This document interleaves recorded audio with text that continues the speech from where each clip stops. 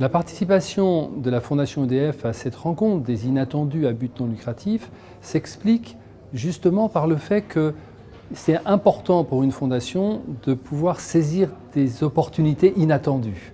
Voilà. C'est la rencontre avec des actions d'intérêt général, avec des causes d'intérêt général, se fait par le travail sur les territoires, et nous sommes à Lyon. Aller sur le territoire pour rencontrer de façon inattendue des acteurs du territoire, c'est pour nous une source importante d'innovation sociale.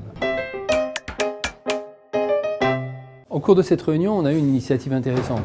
On a demandé aux fondations de se vendre en quelque sorte auprès des associations. C'est quand même assez intéressant parce que ça renverse un peu la donne. Mais ça oblige aussi les fondations à se poser la question de sur quel pied elles se mettent vis-à-vis des associations. Qui est-ce qui a des choses à demander ou à offrir? Et moi je pense que les fondations, certes, disposent d'un certain nombre de moyens d'action, mais elles sont à la recherche d'associations qui leur font des offres. Et c'est ça qui nous intéresse. Ce qui nous intéresse, ce sont des associations qui expriment auprès des fondations, d'entreprises, des offres d'engagement à destination de leurs salariés.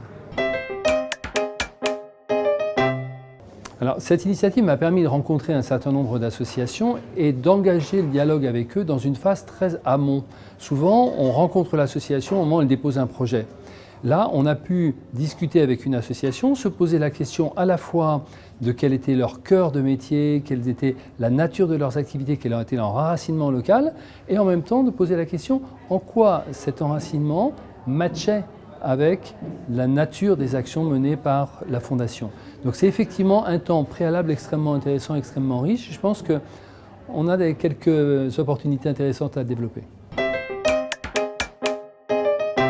Ce que je retiens de cet événement, c'est que dans une région importante comme la ville de Lyon, rassembler une centaine d'acteurs, d'associations, de fondations, d'entreprises pour échanger, se projeter dans l'avenir sur comment nous allons travailler ensemble, comment nous allons co-construire, comment nous allons faire alliance, c'est quelque chose d'extrêmement riche qui mérite d'être produit et j'espère bien que ça continuera au travers d'un tour de France de ces réunions.